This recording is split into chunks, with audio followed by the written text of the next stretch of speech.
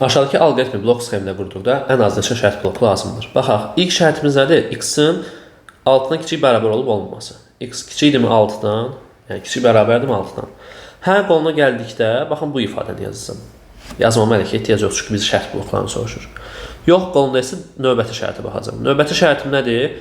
X-in 6-dan böyük olduğu, 11-dən kiçik olduğu hal.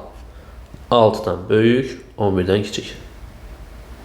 Bu şərtə baxdıqda, ödənərsə, nə edəcəm?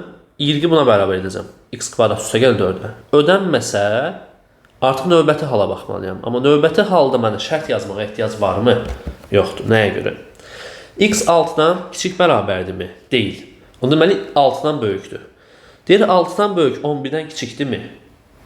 Əgər bu da ödənməsə, deməli artıq 11-dən ya bərabərdir 11-ə, ya da 11-dən böyükdür. Yəni yox halı əslində artıq budur. Yəni 11-dən kiçik deyilsə, deməli 11-dən böyükdür və ona bərabərdir. Və buna artıq şərt yazmağa ehtiyac qalmır zaten. Nə edəcəyik burada? X plus 5-i burada yazacağım. Y bərabərdir x plus 5. Digərini y bərabərdir x kvadratı üstə gəl 4-ü burada yazacağım. Ən son halı isə artıq ikinci şərtin ödənmədiyi halda yazacağım. Yəni x-in 11-dən böyük bərabər olduğu halda yazacağım. Y bərabərdir x vur 3 üstə gəl 6. Baxın bu formada.